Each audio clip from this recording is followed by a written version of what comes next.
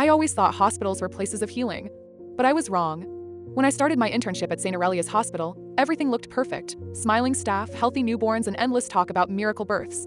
I loved helping mothers hold their babies for the first time. It was everything I dreamed of. But then, I noticed things that didn't make sense. Files disappearing. Patients being discharged without their infants. Doors marked restricted access where no one was supposed to go. And one night, while finishing charts, I overheard a voice through a half-closed door say, "The client wants a boy this time." From that moment, I couldn't ignore it anymore.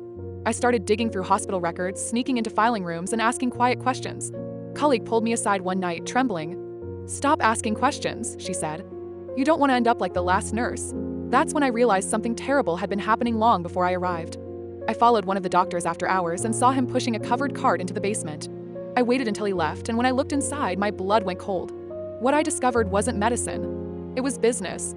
Babies being sold, disguised as international adoptions. I confronted the head doctor, thinking he'd deny it. But instead, he smiled and said something I'll never forget. "You were one of our first successes, Clara. You should be proud of where you came from." That was the night everything changed. They suspended me, framed me, took my badge and locked me out of the only place I'd ever trusted.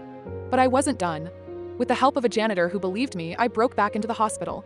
I filmed what they were hiding, the newborns kept in secret rooms, the shipments ready to be sent overseas. And when I found a baby they hadn't moved yet, I couldn't leave it behind. The alarms went off before we made it out. We ran through the tunnels, every echo behind us sounding closer. Somehow I escaped. Barely. I sent the footage to a journalist, and then they caught me. After that, everything went quiet. For a while I thought it was over, until the story hit the news. Illegal infant trafficking ring exposed.